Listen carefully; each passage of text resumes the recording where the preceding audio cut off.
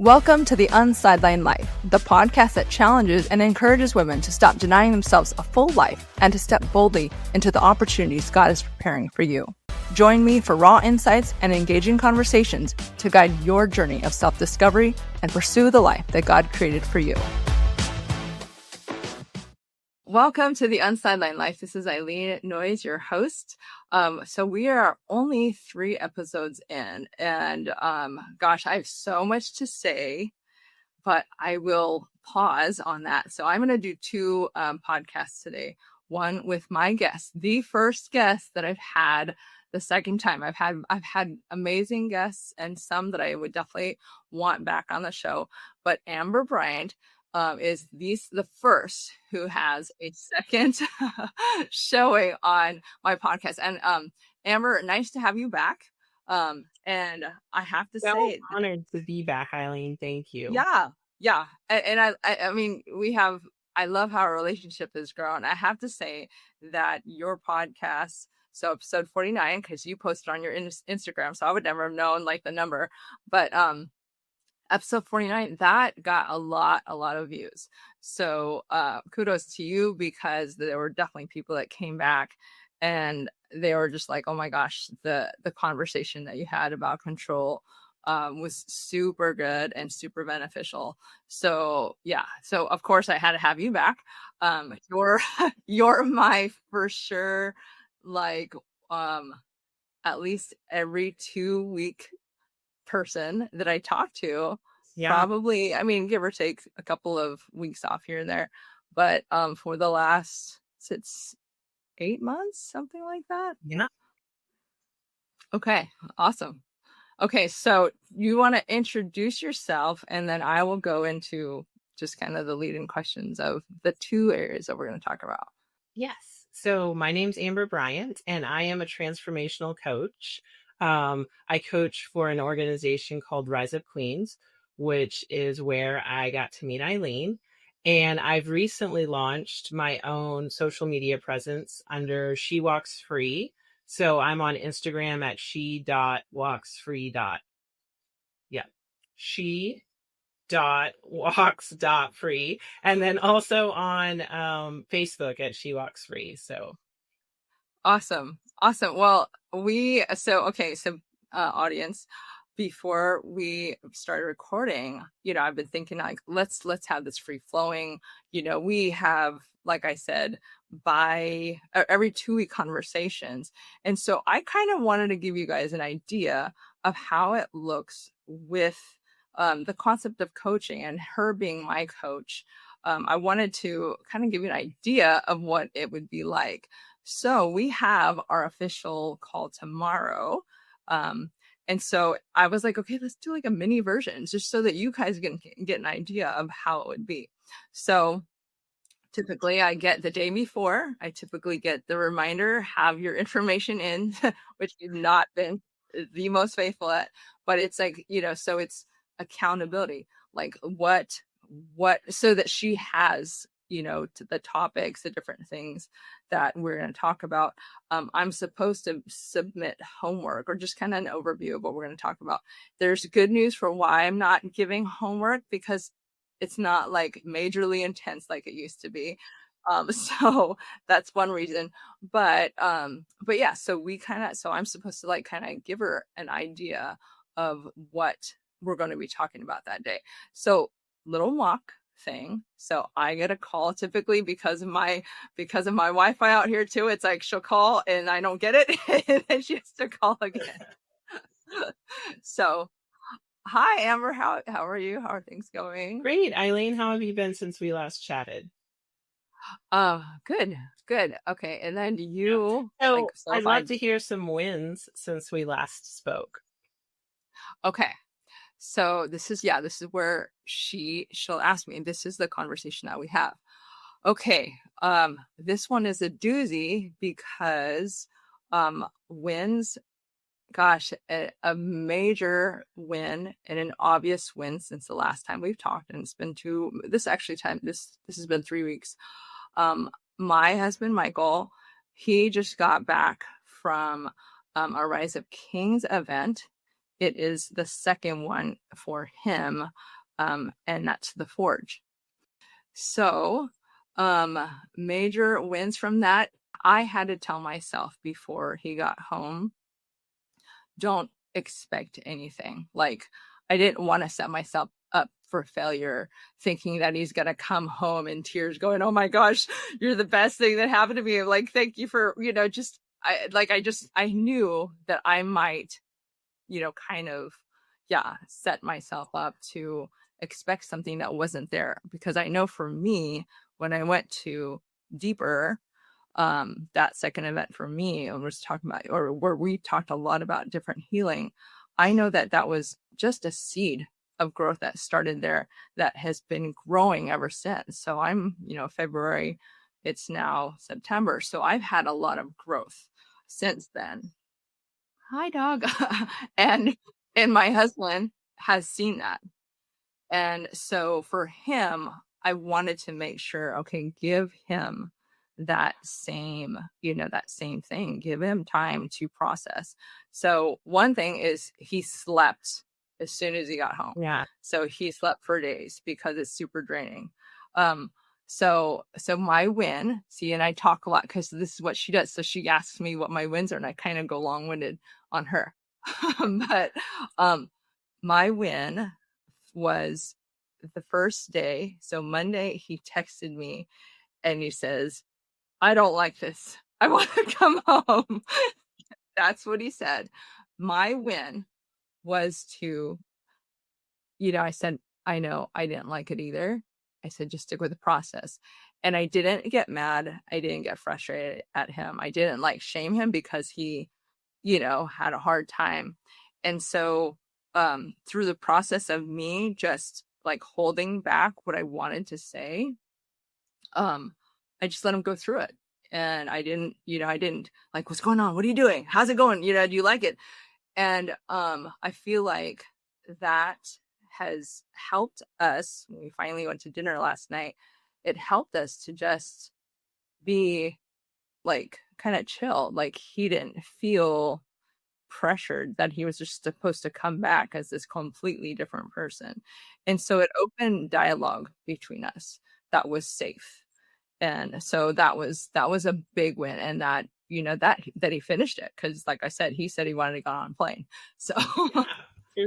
my win. So what I'm hearing you say is that you relinquished your desire to control and find out all the details and know all the things, and you allowed Michael time to process, and that in that it created connection and unity, but also you showed up for him as a helpmate with empathy and just patience as he went through the forge process. Yes. Yes. Okay. Cut right there. Guys, this is what I love about the coaching process.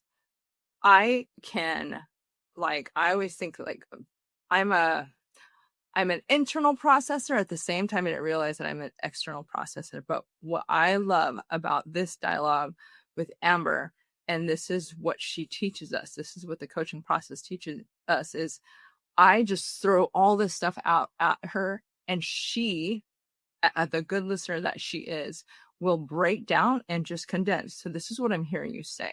And so as we're having this dialogue, she's teaching me to be like that for my husband. So one, I love that. And two, it's I just feel validated. And so even just that part alone, I just wanted you guys to see that coaching process, because we go from there. And gosh, I mean, I almost want to go more, but we'll kind of leave it as a teaser. But that's what I wanted you guys to at least see. And so we're not done there, because what God has shown me, guys, through this season, he took 3 months, these last 3 months, and he's done so much to show me what my purpose is. And I mean, it's I've known it, but it's no, now here, we're fine tuning it, we're doing different things. And the one thing that he keeps highlighting to me is the concept of before and after. And so I'm seeing how he's showing me, and that's why I'm posting pictures. I'm posting pictures on Facebook of like different before and afters, like my house, different parts of my house, me physically, and we're going to talk about body image. And so I wanted to talk about the blessings of this coaching process.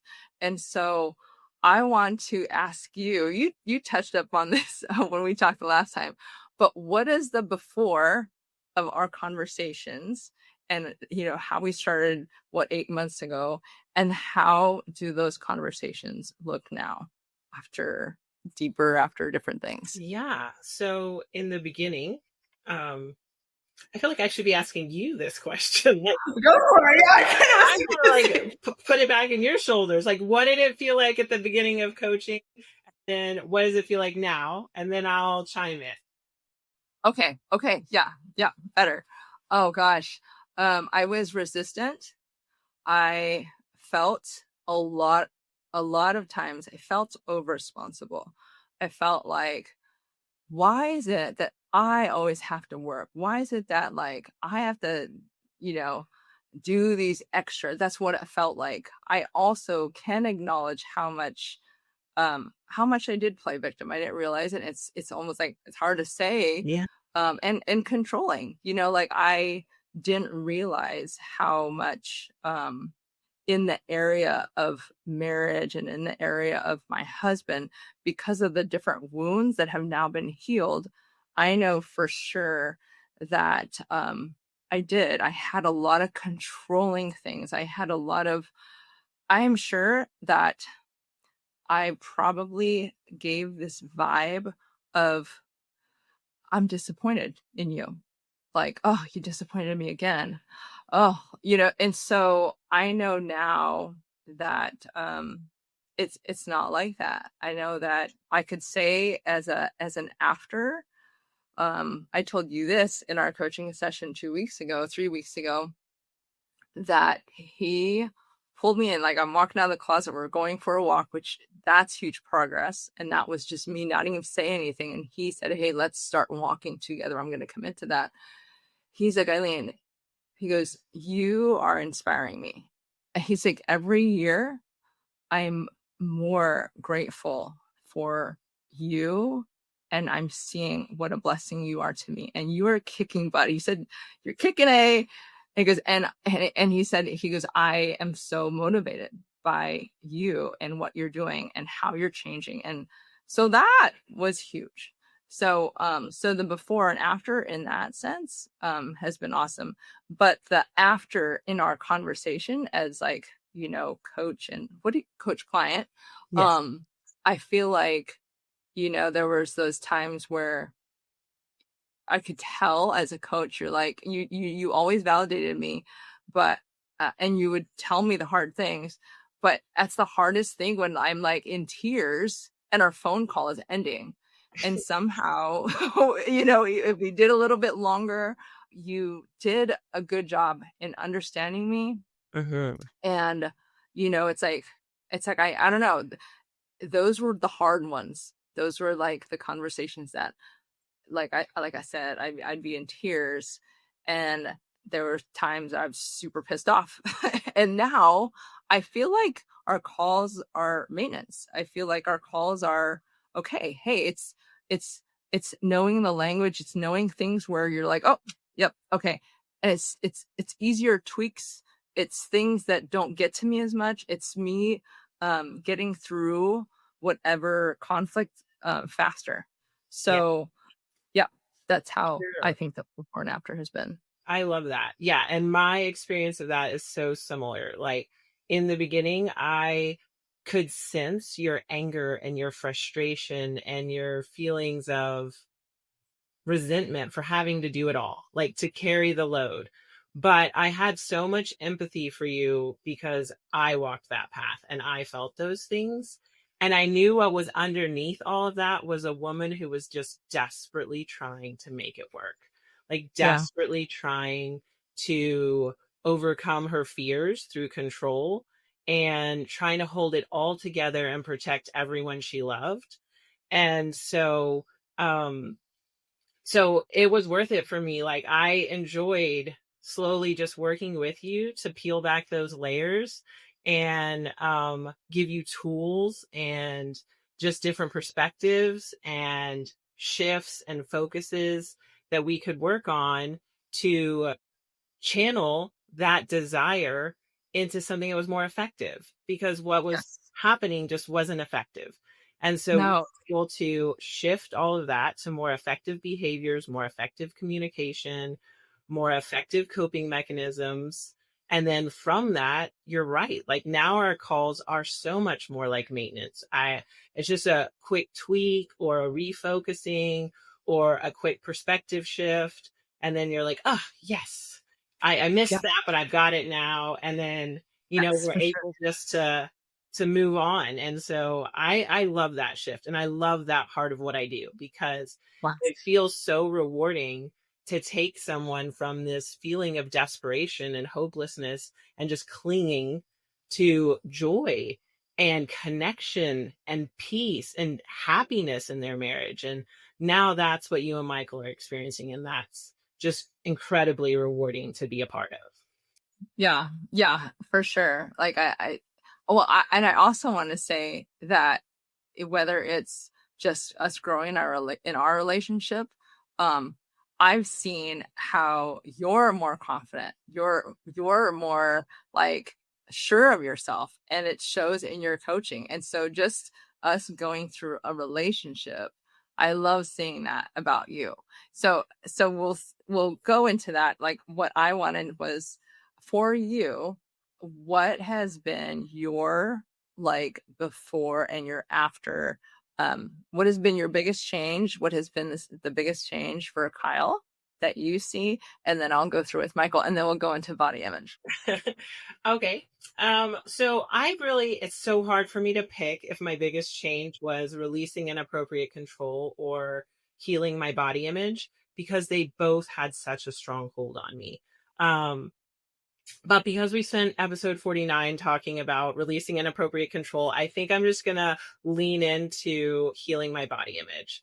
And so for me, that was hugely important because now that I am on podcasts and doing public speaking at events or posting on Instagram or Facebook or that type of thing, I have noticed that I would never have been able to do this before had I not healed my body image because I would have constantly been critiquing every image, every angle, every curly hair out of place. Like I would have just been trapped in the lies that I was believing. And I wouldn't have had the confidence or the level of comfort or ease that I have now, having shifted to a more godly view of beauty versus a worldly view of beauty. Oh my gosh, that's awesome. Okay, good. I can't wait to get into that. Okay, and so what is your, and I know there's a lot, but pick one of your highlights in the changes in your husband. Oh, I definitely think that in Kyle's Rise of Kings journey, and then just in my walking alongside him as a helpmate, and the way I've been able to show up differently in our marriage because of my journey and my self healing, I would say his confidence has just exploded.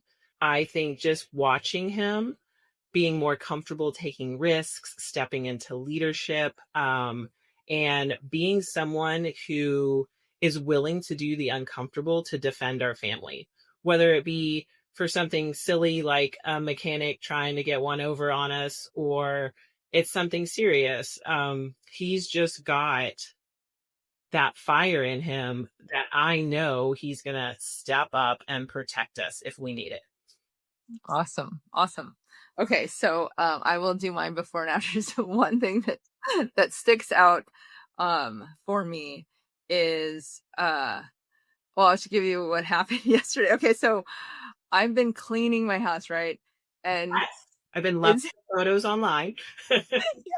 so I've got this one place. It's pretty much like mostly creams and whites. Most of it is, but so there's this area that used to be like the junkie area. And so, now it's a nice, clean, simple area that is, yeah, it's just we're able to sit. So he gets home, and the first day there's half of a Coke, like bottle of Coke on this white couch. And I'm like, okay, not going to say anything, right? I didn't say anything. I just picked it up and like put it on the table. And so we're lying down on this couch yesterday together, and I can hear him drinking it. So I'm, he's lying down. I'm just like kind of like lying down, and we're just kind of both doing our own thing. We're probably on our phones, but we're like resting together. So I hear him open it, sip it, put it on the table, and then boom, it spills on a white carpet. And I'm like, oh my gosh. And he's like, honey, I'm so sorry. And, I would have totally acted differently. And I'm like, it's okay. I went and thankfully had this spray that I didn't actually use. Crazy that I don't know much, but it must have been some sort of Scotch Guard on this carpet. I Yeah. just got a towel. It soaked it right up. No big deal. But, and it was like, you know what? I know he felt bad. I know it's not going to ever happen again. Yeah. I didn't need to say anything. I didn't need to be like, oh, why did you do that? See, and Yeah. I saw that something that could have been a big deal was nothing. And I love that. Like, I just feel like, you know what? It's just a carpet, even if it did, I have that spray.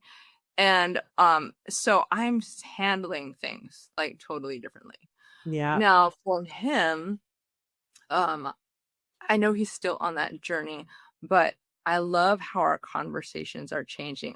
I know that he's processing, and I'm seeing, because of where we are, I'm seeing the softness in him that is always there, and I see it toward other people, but because of me changing, and he's still in, he's still in like the different stages, I see him safe enough to be vulnerable with me. Yeah. And so I'm seeing like the different tendernesses in him, and the cares, and the things that I didn't know were there in him. Like he does. It's like he sees like the concerns with the kids and the relationship things, and knowing that the scrolling isn't good. So he is acknowledging his weaknesses, whereas before he probably would be like, no, that's not a problem, or no, let me find a way to direct it to, what's your problem. And so I'm seeing that there's just the taking like responsibility and then being vulnerable. So yeah, that's been Man, like, what I'm hearing in that is just like you using all the tools that we talked about and creating a safe space to fail. And that is just opening Michael up. Like, it's yes, okay to spill Coke. It's okay to slip into a coping mechanism of scrolling on my phone, because that allows him to self correct rather than you correcting him and making him feel small. And so I just love that transition for you guys. And I love the way you've been able to implement all those tools that we talked about in your everyday life. And now you're feeling and seeing the change. Like, that is so powerful. yeah, I'm sure it gets you on a high, like, oh my gosh, I love doing this thing, because I can see your face like, yeah, I mean, even just talking about it now, it's night and day. And sometimes I look at the prayers that I prayed in the beginning, like I wanted, especially after when I went through, I wanted an instant amazing, the best loving husband ever. And that God he didn't do that. I mean, we had to go through this process, and now it makes sense to me that, it's like, um, it made me realize how much of the importance and the power and the role and honor of being the helpmate, Mm-hmm. that God made us to be. Yeah, it just made me see that in a whole different way. And it's always about the process with God. It's not about like the instant result. Yeah. And so I'm just seeing how it's not only helping me and, like helping him. It's like, oh, this is, Lord, this is this is what you're using all this for. And this is helping with my kids. It's helping with, with other women. And so yeah, I love how God has used all of these 8 months in such a different way, that or such an amazing way, that, Yeah. yeah, I mean, I'm super blessed. So And such I a love that. with it. Yes, and such a great reminder that, if perfection is the standard, we all fail, including us. Yes. Like you and I both struggled with that in our journeys, and just being able to release that standard of perfectionism and step into the humility that no one is perfect. No one Right. on this earth is perfect, and the only person who's ever walked on this earth that's perfect is Jesus. And so just stepping into that humility has shifted so much. I see it in my life, I see it in your life, and I just think that's amazing. Do you feel like you're living on the sidelines of your own life, cheering others on while your dreams gather dust? If you're nodding along, you're not alone. I'm Eileen Noyes, and I've been there too. As a former NFL wife, I felt like I was in the shadows as someone else pursued their dreams. But here's the truth. God didn't create you to be a spectator in your own story.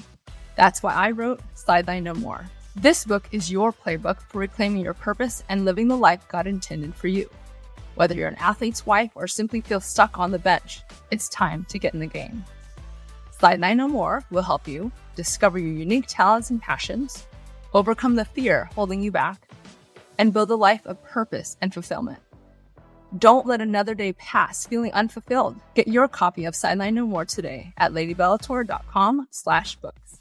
That's LADYBELLATOR.com/books. It's time to step off the sidelines and into your God-given purpose. Your adventure awaits.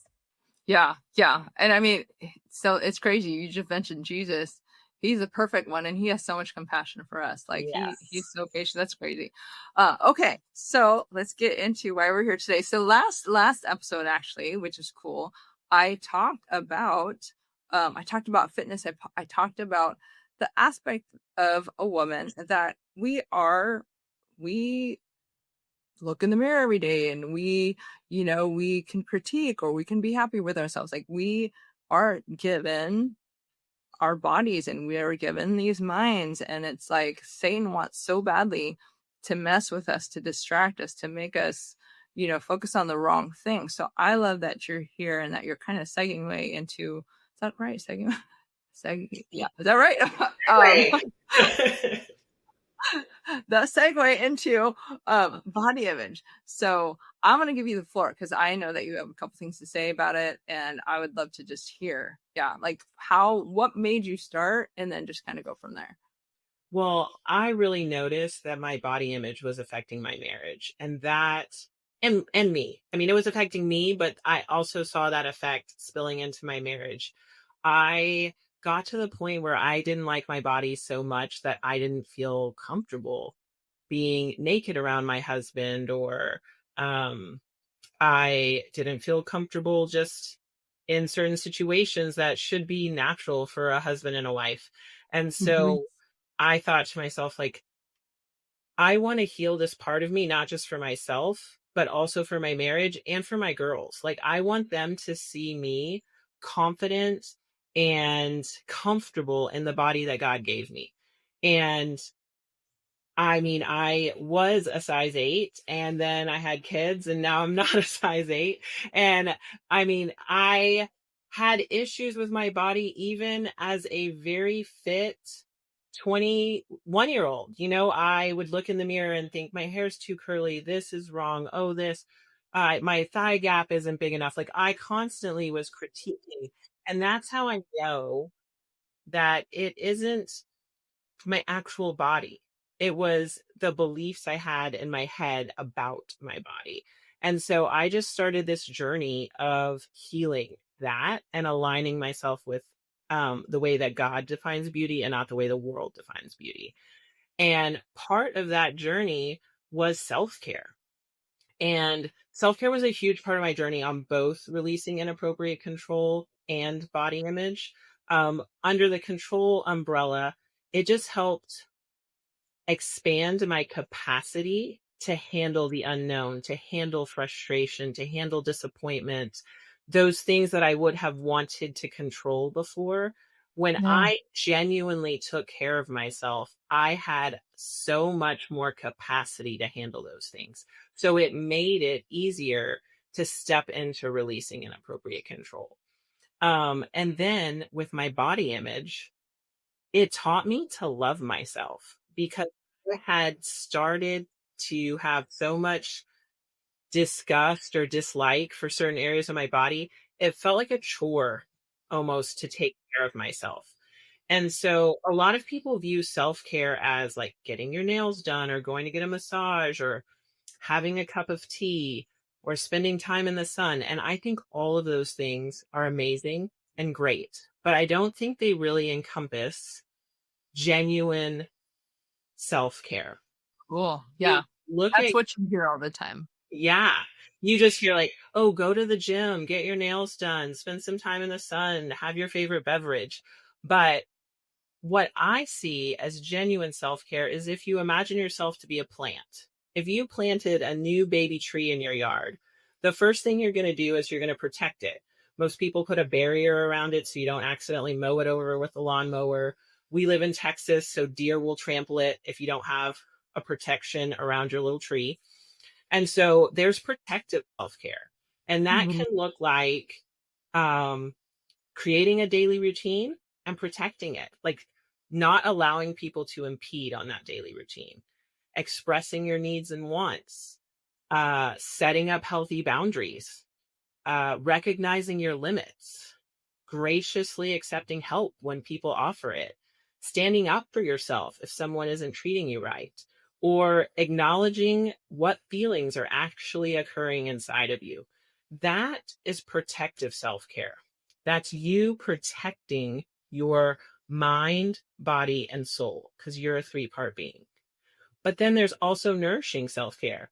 When you plant a new tree, you've got to water it, you've got to fertilize it, you've got to nurture it until it's mature enough to be on its own. And so that nourishing self care can look like um, processing your feelings if they're festering, scheduling time for rest and fun, or prioritizing time for yourself. Uh, there could be continuing growth, whether it's reading a book, taking a class. Just what kind of things do you want to grow in? Contributing to your community in a meaningful way, volunteering at your church, teaching a course to children, helping your neighbor. Like, how are you contributing to your community? There's being creative. So many moms out there think, you know what? We all used to love to do something, whether it would be play an instrument, draw, paint, craft. There was something, and then we let that just go to the wayside. And pulling in that creativity is so important to nourishing who you are as a person. And so I love solving puzzles. So I made it a request for Christmas to get a puzzle table because now I can just pull it out and solve a puzzle for 10 or 15 minutes and close it up and slide it away. And it doesn't have to be like this 4 hour or 3 day event. It can just be like I get to put a few pieces together in 10, 15, 20 minutes. Okay, so I wanna pause right Yeah, there. sure. Okay, so because I hear it, but I wanna see or I wanna hear what it looks like for you. So you said protective Mhm. self-care, nurturing self-care. Yes. So for you, because I wanna see how I can implement this for me. So when you say protective, yeah, give me an example of because you're talking about boundaries. Yeah, Would for you sure. okay. So one for Yeah, me, give me examples. I used to drop everything when Kyle would call me and be like, "Hey, I need you to run to the bank and Okay. make a transfer," or "I need you to run to the store. So and so's having a baby and we need a gift." Like he would just call me with no notice and then be like, "Have it at the office in 2 hours." And I would Yes. be like, "Oh gosh, let me do that." And we train people how to treat us. And because Kyle never had to prepare or plan, he in his head knew all he had to do was call me and I would take care of it because that's what I trained him. Call me and I'll drop everything and I'll go to the store and buy a baby gift, or I will make a bank transfer, or I will pick up X, Y, and Z. And so, Which also means you stopped whatever you're doing, yeah. which is going to cause you stress and it's going to cause you to be backed up or frustrated, all those things. So then So I that would be driving to the bank, like knuckling the steering wheel, resentful, like, oh, it's supposed to be in yoga class right now. You Mm. know, like, so I would build up all this resentment and anger. And so what I did was I created a daily routine and a weekly schedule, and I have a couple non-negotiables in there. And when Kyle asks me, hey, can you do this? I say no. I'm going to yoga class, or I'm going to the gym, or this is my Bible time. So those non-negotiable, I'm sorry, this is my meal prepping hour for the week. So whatever Oh, it is, good. I Okay. protect those things. Gotcha. And he now has shifted into knowing, hey, those are Amber's times. If I need her, I need to plan around them. Gotcha. Create Wow. just because, and I'm not rude about it. I'm like, no, no, figure it out yourself. I mean, that's not how it happens. I'm just standing ground for this is what matters to me. This is what I need. And he has formed around it fear. I mean, of course, in the beginning, there was a little frustration on his part because he was used to me just dropping everything. But when he saw why I wasn't dropping things, he was like, yeah, I go to the gym every day and I don't, if she asked me to do something during that time, I would look at her like she was crazy. Yeah, totally. If she asked me to run an errand during staff meeting, I would think she lost her mind. So, I was doing the same thing that he was doing. And when he recognized that, he scheduled around. So Yeah. creating that daily routine, figuring out what your non-negotiables are, and just protecting that for yourself. Um, Yeah. and then setting healthy boundaries when he starts to impede on that, or it doesn't even have to be your husband. It could be your kids. It could be your mom, Right. but whoever that is, saying the simple word no, or this is what I'm willing to do. A Yeah. boundary isn't telling someone, don't do this, don't do that, don't do this. You're not directing someone else what to do. You're saying what you're willing to do. So Yeah. if he's impeding on me, I can say, hey, what I'm willing to do is go to the bank for you tomorrow at 2. And then he can make a choice. He's going to figure out another way, or I'm going to go to the bank for him tomorrow too. Yeah. Yeah. Okay. So it's good because I love to hear it so I can implement it because see, I just went through this yesterday. So it's Sunday and I'm thinking like I need a Sabbath, all Saturday if you were just doing stuff and even yesterday. And I have one daughter and oh man, like, she would love all my time. And so she's like, I'm resting. And she is we've got two kids that are more external, they're just they're very talkative and things like that. And so everything that I feel like is in her brain comes out and I'm like, oh my gosh, I can't, it's too much. And so I told her I was gonna go dinner with with my husband because we hadn't seen each other and we wanted to catch up. But anyways, she gets back and it's like 9:30, 10 o'clock. And she's like, you said that I was supposed to, I can do a makeover for you. And so we're trying to go through this thing of Sophia, I can't always like do everything with you. And you have school. It's 9:45. You have school tomorrow. We are not gonna do a makeover right now. And Mm-hmm. so I was saying, which I need to formulate better, I was like, Sophia, we just have to know by 9:30 like it's just not going to happen like it's going to be a no because of other things. It's not that I don't want to hang out with you. It's so I know that there's definitely areas that I need to protect that protective self-care and and even being better. It's like with the little ones because like I said, I could still be home and not do anything on a Sunday, but everybody's like, mom, can you do this? Mom, can you do that? And it doesn't feel like a break. And I actually scheduled a pedicure yesterday on a Sunday, like a 4 o'clock pedicure. And my husband's like, can you just like stay and hang out and just be next to me? And so I traded that time to go to the pedicure when no one would be around me. I knew I would have like the little massage things behind me to getting that Coke on the Coke spill and the kids in my ear. And I'm like, gosh. So implementing what you're just talking about, protective self-care would have been all the difference in the world. And I definitely didn't like, it's like, I now I get that. So, Yeah. And there and are then, times moms that we do give of ourselves out of love. I mean, and that's something that Jesus even calls us to do. Give of yourself out of love. But the check-in that I like to have for that is, am I forming resentment? If there's resentment in me, if there's bitterness in me, then I'm not giving out of love. I'm giving out of obligation.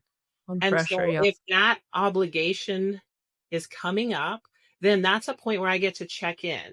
Okay, I'm feeling resentful because of giving up X, Y, or Z. And then I get to choose. Do I want to give of this out of love and drop that resentment because I'm choosing to do this? Or do I need to set the boundary? I'm not willing to sit on the couch with you right now. I'll do that tomorrow, but I need some time alone. So I'm going to go get a pedicure. Yeah. But Yeah. that check in is so important. When you feel that resentment, that bitterness kind of bubbling up inside of you, it's just a check in. What are you giving up? And do you want to choose to give it up out of love? Or is it something you're unwilling to give up? Because you don't want to enter into giving of yourself out of obligation. Because, like we've Yeah. talked about, it creates bitterness, it creates resentment, it can Burnout. Yeah. burn out, overwhelm, frustration, it can create division in the marriage. So that's not helpful. And when you're feeling those things, checking into that feeling and then making a choice. Am I going to give out of love and drop the resentment? Or am I going to hold firm to my boundary and take this time to myself? Cool. Good. Okay. And then just give, and I think the nurturing one Mm-hmm. felt clear to me, but give a couple examples again of that one. Well, one of the ones I didn't get to also is time with God and time in nature. And so, any of those things that just nourish your soul, whether it's being creative, using those gifts that God gave you, spending time in nature, spending time in the Word, spending time listening to worship music, rest, fun. Um, I really, in the like heat of my control phase, I had like stopped having fun. I planned fun for other people. I planned fun for my children. I planned fun for my husband. My husband got to go on hunting trips or, Yeah. forge gatherings or forum gatherings with his Rise at Kings buddies. Like, and I didn't plan things for myself to have fun. So just scheduling in that rest, scheduling in that fun time, scheduling in that time where like all the kids are out of the house and you just like lay around in your panties and watch TV. I don't know what it is, but it's Oh, something where that you're sounds just like great.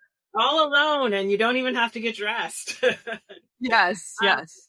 So I just like to I don't get that often, but like a couple times a year, schedule a time where either my mom or Kyle's mom has the kids, nobody's home, and I just get to like have a pajama day. Okay. Um, and so, yeah, just and taking time to process my feelings. Sometimes I'll feel anxious over something, or I will feel anger or fear, and just acknowledging that and really taking that time to process it. What's this fear rooted in? Where is the uncertainty? What's making me angry? And just taking time to figure that out and then releasing it is a huge part of nourishing self care.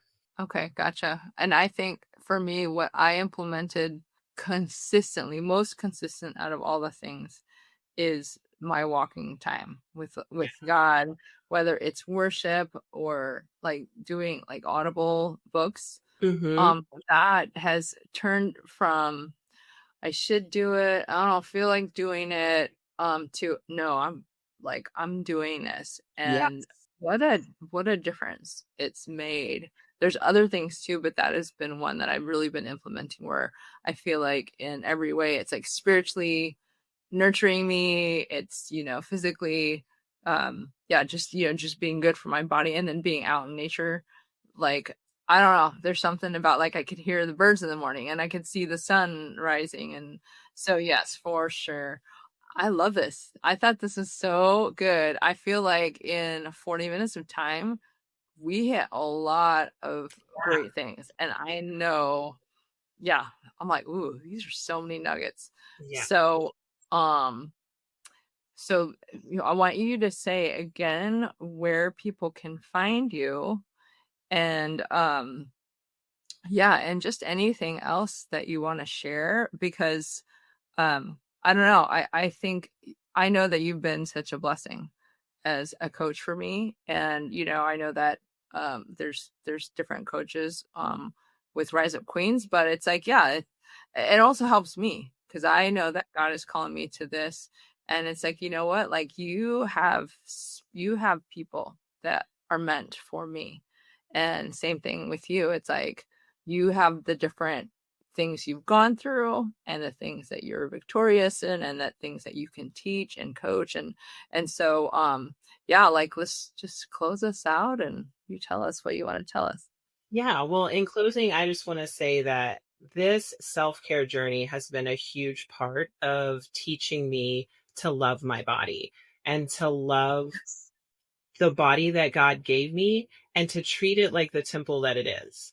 So I no longer look at protective and nourishing self as a chore, but I look at it as worship to God, as a way to take care of the temple that He gave me and that the Holy Spirit rests in. And for me, that mental shift was huge. And it just continued to help me grow that appreciation and love for my body. So if you guys are interested in content like that, or content about releasing inappropriate control, please check out my social media. It's She Walks Free. And it's both on Instagram and Facebook. And I would just love to connect with more people and say to you, Eileen, thank you so much for this platform and this opportunity, because it has been such an honor to walk alongside you as you have found freedom and as God has worked in your life and led our conversations and just brought freedom and peace and joy back into your life. Oh my gosh, completely. And I feel like, wait, I'm like, oh wait, body, is there more? Did we miss something? Like, is there something else that, like, if there's a piece, like, I'll give you more time, or we can do this another time. No, I mean, I have a whole 12-week class I teach on this. So, okay, well, there's always more, but I think we hit on a lot of great stuff for one podcast. So I'm super pleased with what we covered. Okay. Awesome. Okay. Well, Amber, again, thank you so much. You have no idea how, yeah, I just love how God ordained this relationship. And it's been such a blessing to me. And I mean, just like having it on the podcast and doing it in this way made me realize, oh gosh, what skills she has to listen. And like there's just something to the way that God wired you and how like the methods that we use, I see from a different way. Oh, this is why it's working and this is what's going on. And so yeah, this was super fun. So thank you. And you are completely segueing away like into all the things that I feel like God is doing with this season. Yeah. And there's a possibility I'll probably ask you back, but it has been such a blessing having you today. So, well, I just want to say I feel so honored to be the first repeat guest on your podcast. That is a huge honor that I am going to wear that little badge. So thank you, Eileen. And I pray so much prosperity and success over this season of your podcast. And I know that the Lord is working in your life and you're going to be able to touch so many women. And so I just pray so much success and blessings, and that your influence reach and impact as many kingdom people as possible for the Lord. Amen. Thank you. We'll end on that. Thank you so much, and we'll see you next week. Bye. Bye. Until next time, love well, celebrate your strength, and discover the new things you are capable of. You are a light in the lives of those around you, and no night is too dark for you to find your way.